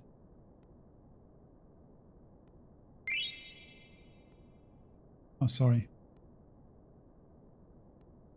What's that?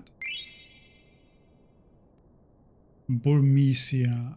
I guess the best way to get there is through the cavern at the base. Which is what we did, actually. There's probably a lot of weird things living there. Maybe I should check it out sometime.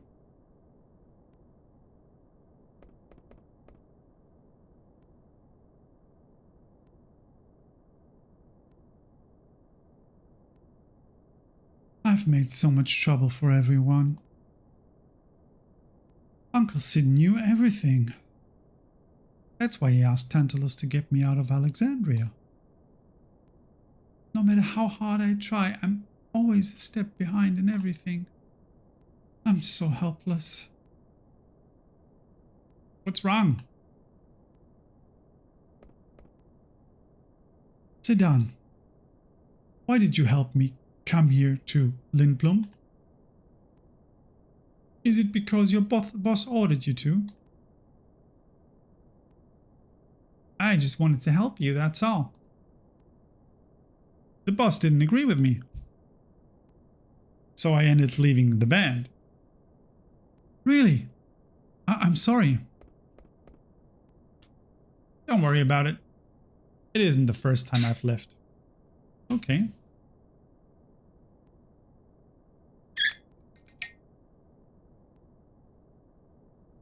Sit down.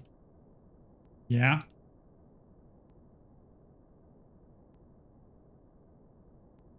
How were you planning to abduct me? We were gonna put you to sleep with sleeping weed and kidnap you. It's mostly used for kids, but a big dose can knock out an adult just as easily.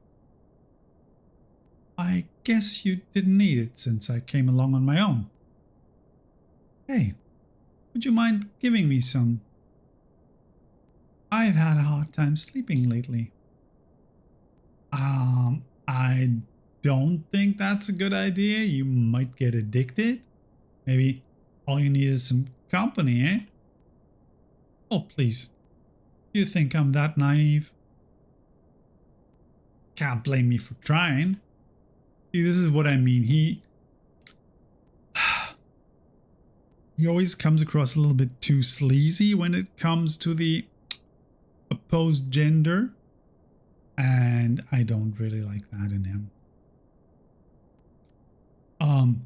That song you were singing, were you singing it in the village of Dali?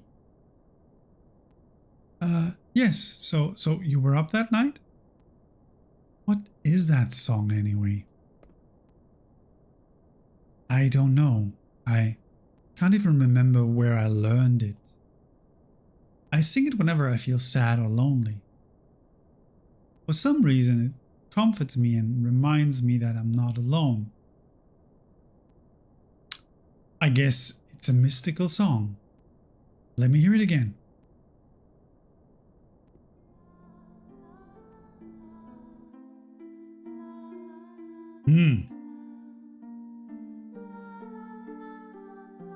I never expected to find a fine armor in a place like this.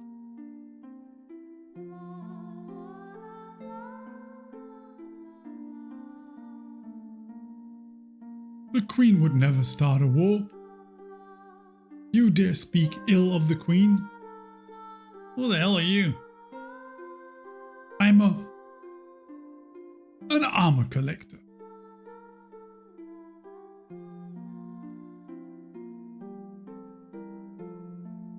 Oh, buddy. Oh, buddy, he's really struggling. Oh, look, they've got action figures. Little Warhammer monsties. I'm gonna take Cid's airships and destroy them. Hey, cut it out, you broke my night. I'm gonna tell your mom.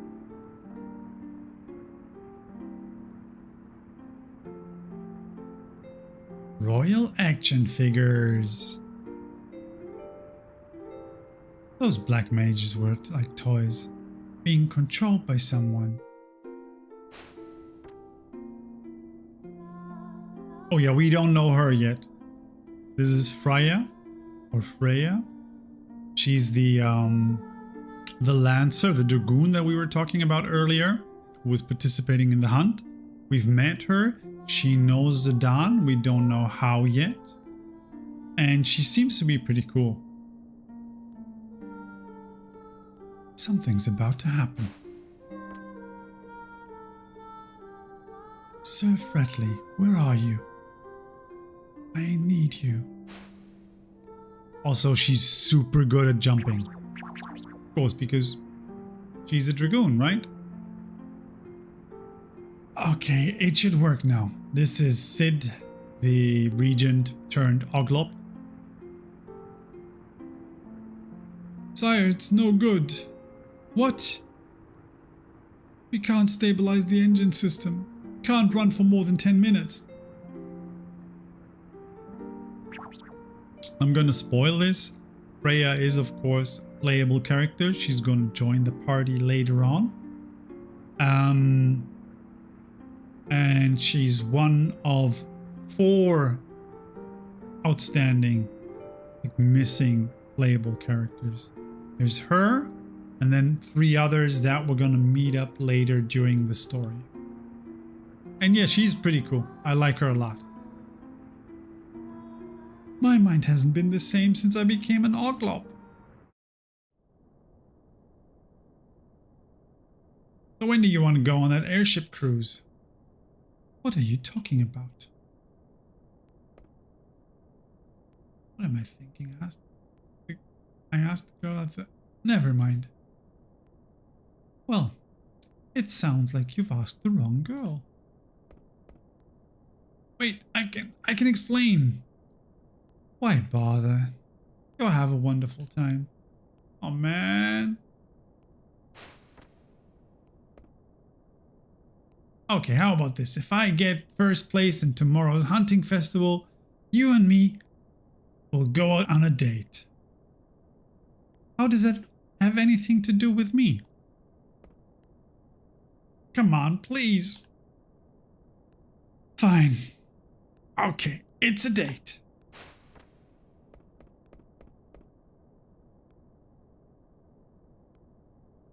This is some really advanced plots, right? This is very good writing here. It may be tradition, but this is a dreadful festival. So many lives lost every year, especially because of him. Hardly. The festival is a task of manhood. I tingle with excitement every year. Man. This is the last carriage. All the preparations for the Festival of the Hunt are complete. Very good. Now we wait for the signal. Jesus Christ. The Fangs have been freed. What? We haven't even received the minister's authorization. We believe that they're going to release him any minute. Alright. Release the muss before they let him loose? Hurry.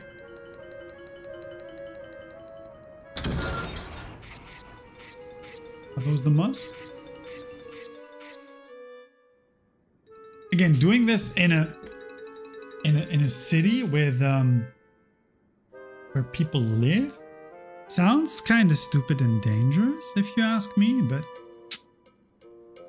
what do I know, right?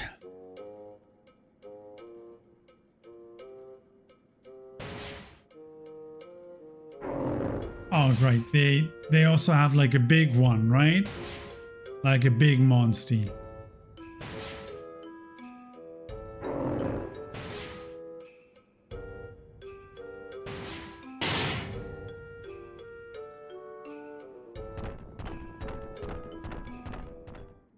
That sounds super responsible.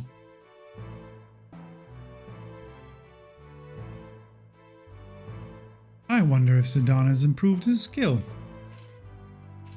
Hey guys, sorry I'm late. Alright, let's begin. Hunters on your mark, ferocious beasts swarm about the castle town. The bigger the catch, the higher the score. The time is 12 minutes. Use air cabs to go to other districts. Once you lose in a battle, you will be forced to retire.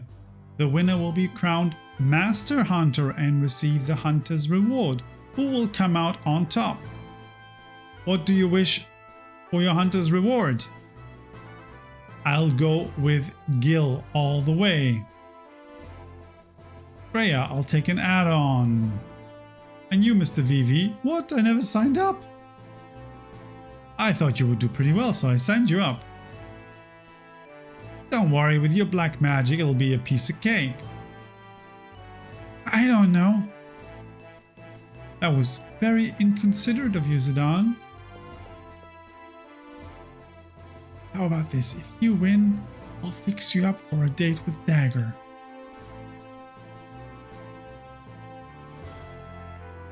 Shh, keep it down. That is so silly. What evil deeds are you plotting now? It's nothing, right, Vivi?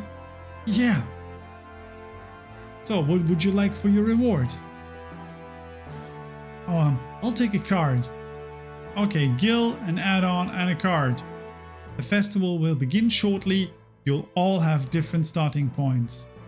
Hunter Zidane will start in the theater district, Hunter Freya will start in the industrial district, and Hunter Vivi will start in the business district. Please, please, please let me save. Yes. Ah, God. Thank you very much. So.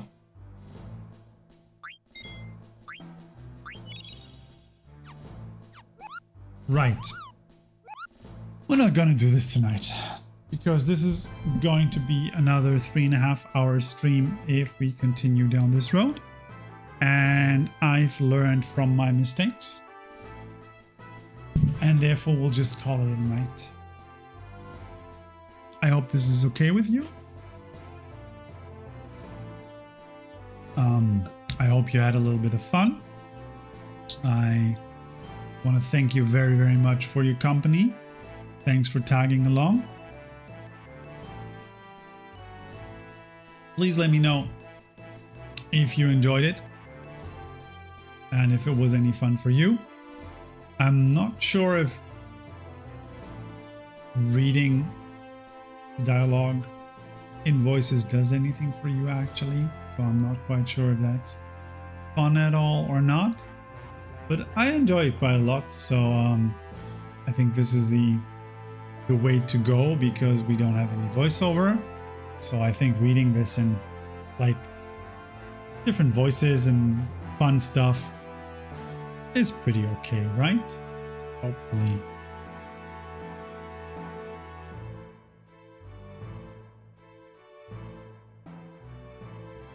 So yeah, I hope you had a little bit of fun. I will now retire. I will now feed my cats and the rest of my family. We actually bought some fresh ramen noodles yesterday in the in one of the Asian supermarkets we have in Berlin Alexanderplatz, and I usually never go there, but yesterday we went shopping, and I had to get a new suit for the an appointment I have on Wednesday, the one I'm traveling to Vienna for. So I also then went to the market and they had fresh noodles. So I actually want to try and do some fresh ramen tonight. I have some chicken broth left and maybe some veggies and stuff. Fix us up some quick noodles, and then also get some of that chicken for our cats. They seem to be a little bit sick apparently. I don't know, one of them is not eating so well, so I just poached her some chicken breast, hoping that she always likes that, and always like this is good stuff for when she has tummy problems. So we're gonna feed her some of the good stuff tonight, and yeah, call it a night afterwards. So thank you very much for taking part of that in the stream. Thanks for keeping me company. Have a wonderful evening, and I'll hope to see you soon when we continue our quest into Final Fantasy IX. Until then, have a great time, have a beautiful evening, and have a great weekend. Thank you so very much for joining. Goodbye.